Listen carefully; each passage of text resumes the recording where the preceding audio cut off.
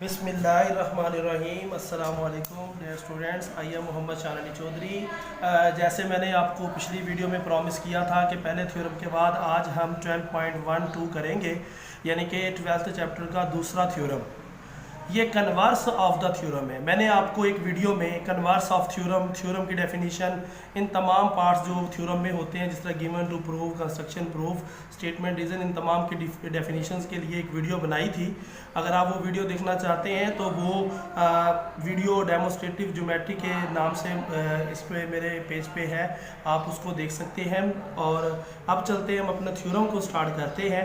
Theorem की statement ये है, any point equi distant from the end point of a line segment, यानी कि कोई पॉइंट अगर किसी लाइन सेगमेंट के एंड पॉइंट से इक्वी डिस्टेंस हो तो क्या होता है, is on the right bisector of it, वो उसके ऊपर राइट बाइसेक्टर होता है। स्टूडेंट्स, जैसे कि आपको पता है कि राइट बाइसेक्टर का मतलब ये होता है कि टू इक्वल पार्ट्स, और सिमिलरली टू इक्वल पार्ट्स के अलावा 90 का एंगल बनता है, यानी कि वो जो राइट बाइसेक्टर होता है वो परपेंडिकुलर भी होगा और वो उसको दो बराबर हिस्सों में डिवाइड भी कर रहा होगा। तो स्टूडेंट, गिवन पर चलते हैं। इसमें गिवन मैंने आपको बताया था कि इज से पहले सारा गिवन है। अब यहाँ पर आपको दिया गया है अ लाइन सेगमेंट, तो आप सबसे पहले लाइन सेगमेंट के ऊपर, ये चूँकि सारा थ्योरम है, A B is a line segment, A B line segment है। Point P is such that, ये जो पॉइंट पी है ये क्या है, equidistance from end point है, तो पी से A is congruent to P से बी। टू प्रूव ये है, इसमें टू प्रूव ये is on the right bisector of it, यानी कि आपने ये लिखना है द पॉइंट पी, चूंकि जो पॉइंट पी है is on the right bisector of line segment A B के राइट बाइसेक्टर पर है, यानी कि ये पॉइंट। आगे बेटे कंस्ट्रक्शन है। कंस्ट्रक्शन में हमने क्या करना है, जॉइंट पी को सी से मिला देना है, joint P to C the mid point of A B का मिड पॉइंट जो वो सी है, चूंकि जो राइट बाइसेक्टर होता है वो मिड से पास करता है और परपेंडिकुलर होता है, इसलिए ए और बी का हमने मिड पॉइंट कह दिया सी को। अब हम इसके प्रूफ में चलेंगे। प्रूफ में हमारे पास ऐसे आपने टेबल बनाना है, लेफ्ट साइड पर आपने स्टेटमेंट और राइट साइड पे आपने रीजंस देनी है। अब यहाँ पर अगर आप गौर से देखें तो दो ट्राइंगल्स बन रही हैं, एक ट्राइंगल बन रही है ए सी पी और एक ट्राइंगल बन रही है बी सी पी। तो in triangle A C P is correspondence to triangle B C P. तो आपने कहना है कि पी से ए, चूंकि हमने बात गिवन से स्टार्ट करनी होती है, तो गिवन में हम देख रहे हैं कि पी से A is congruent to P से बी, तो ये गिवन है। और पी सी इस ट्राइंगल में भी है और इस ट्राइंगल में भी है, इट्स मीन ये कॉमन हो गया। जो चीज़ कॉमन होती है उसके सामने हम कॉमन लिख देंगे, चूंकि दोनों में।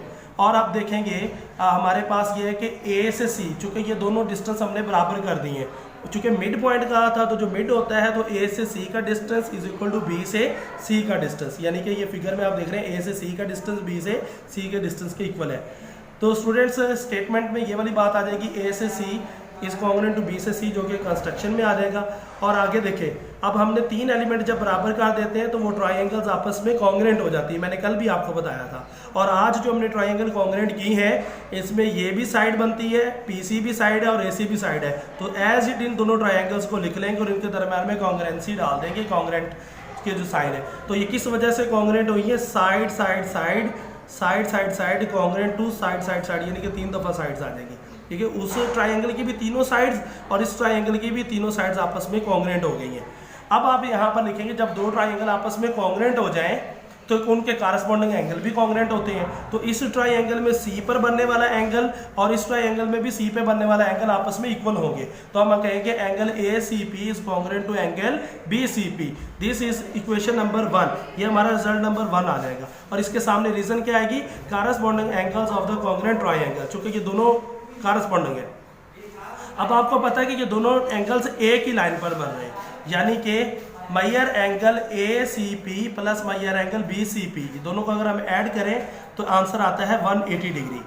स्टूडेंट्स, याद रखना है कि जब दो एंगल्स का सम, व्हेन द सम, यहाँ मैं लिखने लगा हूँ, when the sum of two angles, यानी कि दो एंगल्स का सम जब आपके पास 90 डिग्री हो जाए, when the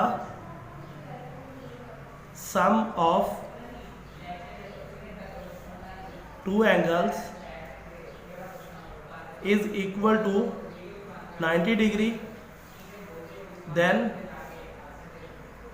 angles are called, वो जो एंगल होंगे वो क्या कहलाएंगे, कंप्लीमेंट्री कहलाएंगे। और इसी तरीके से जब 180 हो जाए, सम क्या हो जाए 180 डिग्री, तो वो सप्लीमेंट्री एंगल होते हैं। तो यहाँ पर इन दो, चूंकि ये एडजस्टेंट एंगल है तो एडजस्टेंट एंगल्स का सम जो होगा वो 180 हो जाएगा, चूंकि ACP भी उसी लाइन पर है। अगर हम यहाँ पर, मैं आपको समझाने के लिए बता रहा हूँ, यहाँ भी 90 यहाँ भी 90, तो इधर से इधर ACP का और BCP का सम जो है वो 180 हो जाएगा। तो स्टूडेंट मयर एंगल ACP प्लस मयर angle BCP is equal to 180 degree, this is result number 2। और इसके सामने रीजन क्या है कि सप्लीमेंट्री एंगल, सप्लीमेंट्री एंगल्स वो होते हैं, मैंने अभी बताया जैसे कि जिन एंगल्स का सम 180 हो जाए, दो एंगल्स का सम जब 180 हो जाए तो वो सप्लीमेंट्री होते हैं। और यहाँ पर एक बात याद रख लेना कि अगर एक एंगल की वैल्यू 180 हो तो वो स्ट्रेट एंगल होता है, लेकिन यहाँ पर दो एंगल सम होने के बाद 180 आ रहा है तो सप्लीमेंट्री है। अब यहाँ पर हमने कहा था कि दोनों एंगल बराबर है, जब दो सेम चीज़ों का सम किसी चीज़ के बराबर हो तो वो दोनों को 2 पे डिवाइड कर देंगे, यानी कि दोनों एंगल बराबर है तो दोनों का सम 180 है।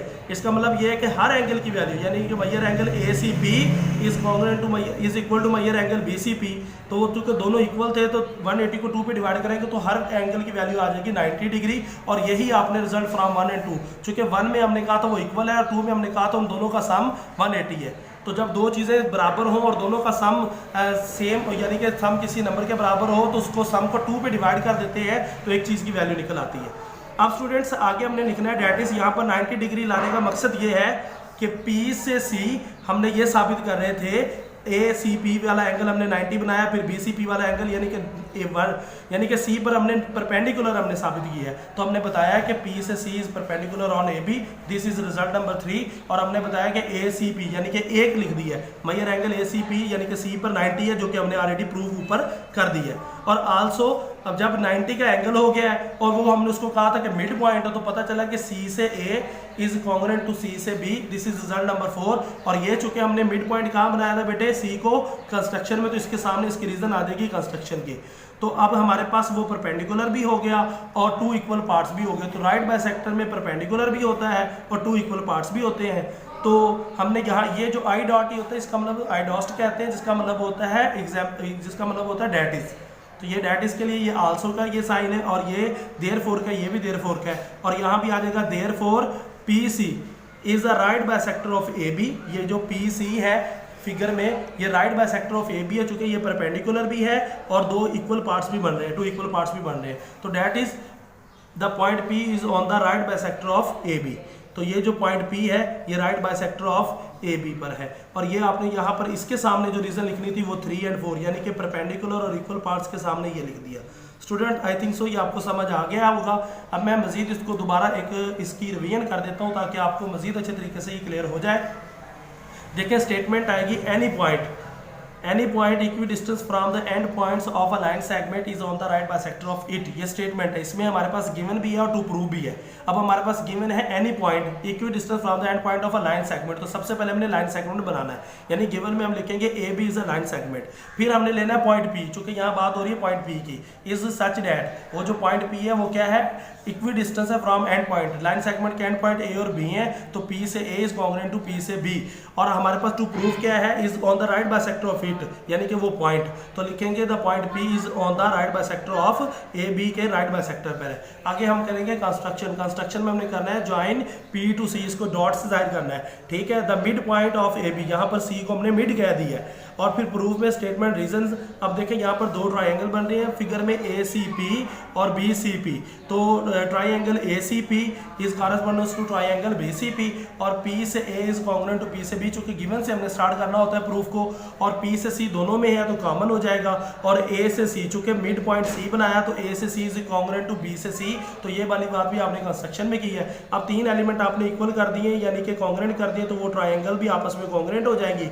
अब कॉन्ग्रुएंट ट्राइंगल के कॉरेस्पॉन्डिंग एंगल भी कॉन्ग्रुएंट होते हैं, तो ACP एंगल BCP ये दोनों एक दूसरे के क्या हो जाएंगे, कॉन्ग्रुएंट हो जाएंगे, और corresponding angle of the congruent triangle. अब 2 एंगल चूंकि ये सेम लाइन पर बन रहे हैं, एक ही लाइन पर बन रहे हैं, तो एडजस्टेंट एंगल है, तो एडजस्टेंट एंगल का दोनों का सम ले लेते हैं। तो मयर एंगल ACP प्लस मयर angle BCP is equal to 180 degree. जब 2 एंगल्स का सम 180 हो तो वो सप्लीमेंट्री एंगल्स होते हैं, और चूंकि दोनों इक्वल थे तो मतलब ये पता चला कि इन दोनों से ये बात आपने डिड्यूस कर दी कि वो दोनों एंगल इक्वल थे और दोनों का सम 180 था, तो वो 90 के इक्वल आ जाएगा। यहाँ पर मैं आपको एक जनरल एग्जांपल दे देता हूँ, जैसे 2 बच्चों के पास 2 बच्चों ने सेम कंट्रीब्यूशन की हो पैसों की, फॉर एग्जाम्पल 30 रुपीज़ दोनों ने कंबाइन की है तो 60 हो गए, तो हर एक की कंट्रीब्यूशन कितनी हो जाएगी, 30।